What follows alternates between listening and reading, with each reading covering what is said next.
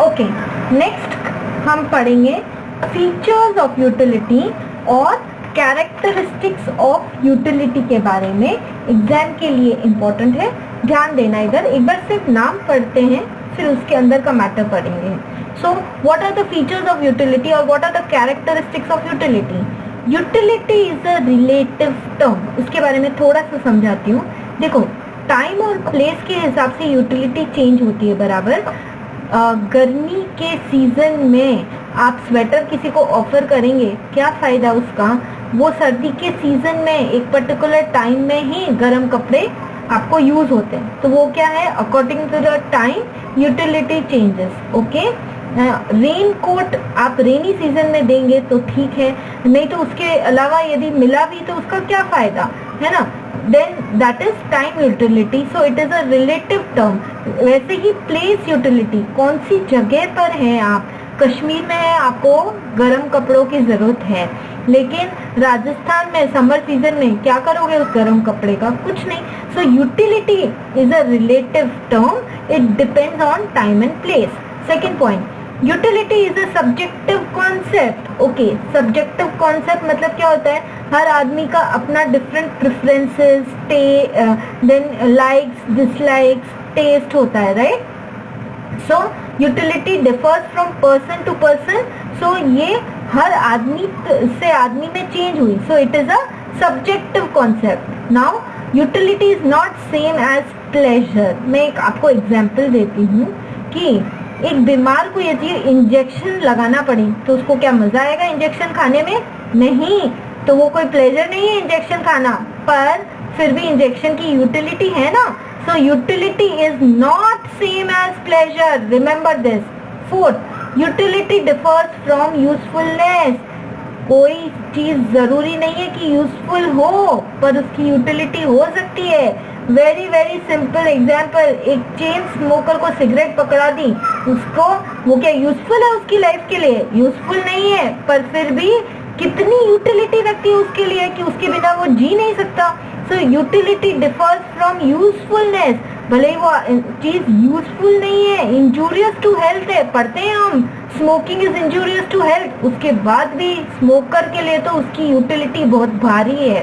Fifth, utility is ethically neutral, मतलब morally neutral.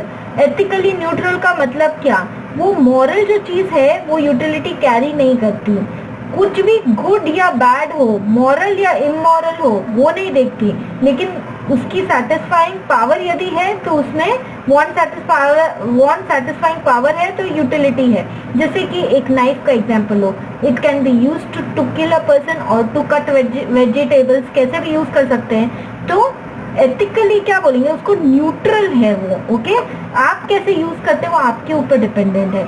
Sixth, utility depends on intensity of want. Higher the want, higher the intensity, मतलब कि कोई चीज मुझे बहुत चाहिए, हायर द वांट, उतनी इंटेंसिटी ज्यादा हो जाएगी। बहुत ज्यादा प्यासा तो बहुत ज्यादा यूटिलिटी हो जाएगी पानी की।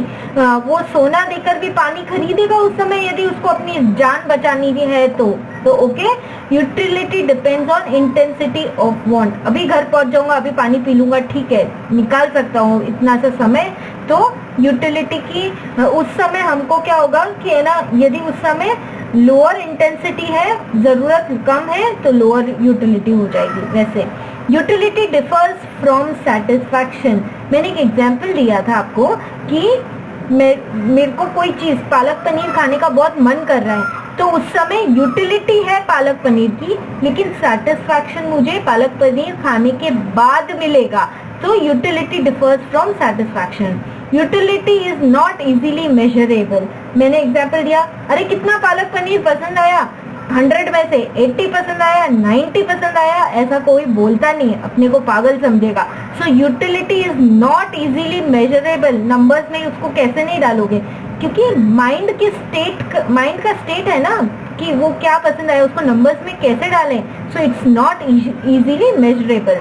Ninth point, utility is basis of demand. Demand तभी करेंगे जब कोई चीज में यूटिलिटी नजर आएगी, नहीं तो डिमांड करेंगे ही नहीं। So utility is basis of demand. Utility can be multipurpose.